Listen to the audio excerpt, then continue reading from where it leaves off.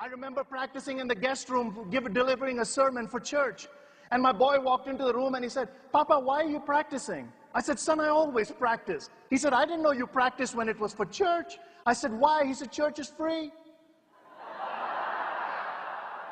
He's a little capitalistic kid born in Denton County, Texas. What do you expect?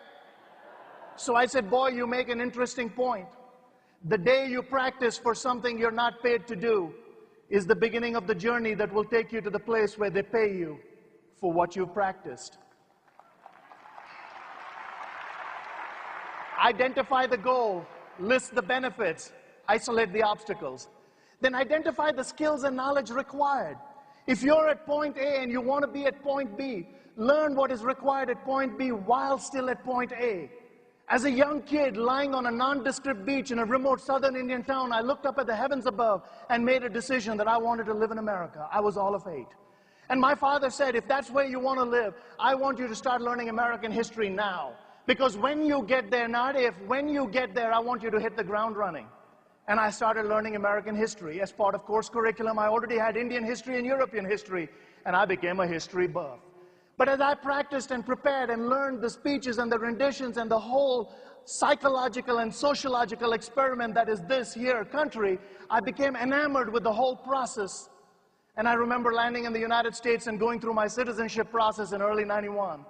I'm sitting opposite the lady at the Earl Cabell Federal Building in Dallas, Texas, who's administering the final part of my citizenship process. She's African American.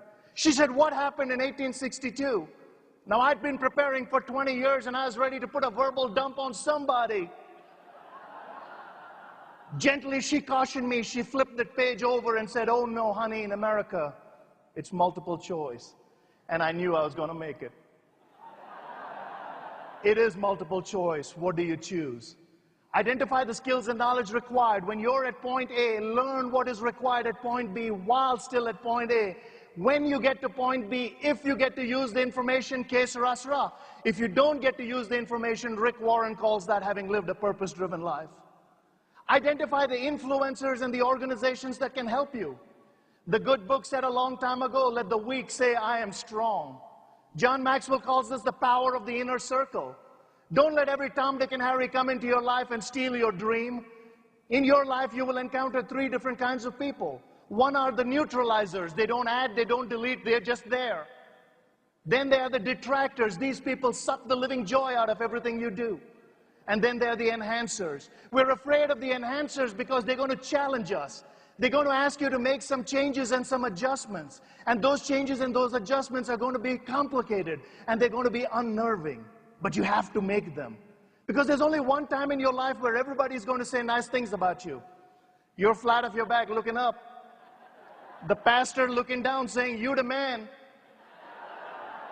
Right now you're the dead man, but you the man. At that point in your life, you can make one of only 2 statements. I wish I had, or I'm glad I did.